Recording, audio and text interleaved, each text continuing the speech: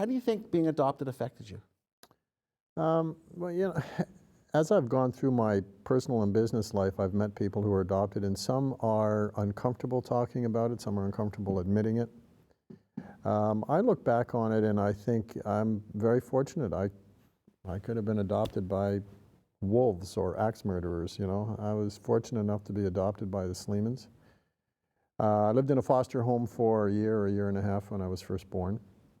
And the Sleemans weren't able to have children, and so it was nice to be welcomed into a family where I was really appreciated.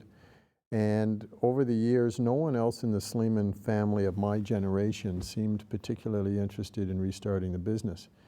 There was never any pressure from my parents for me to do it, but there was always encouragement for me to do whatever I wanted to do, and they were very supportive. So, you know, I sometimes wonder, you know, you read articles from people who know an awful lot more than I do about sometimes children who are adopted feel the need to be more successful because they have to prove something.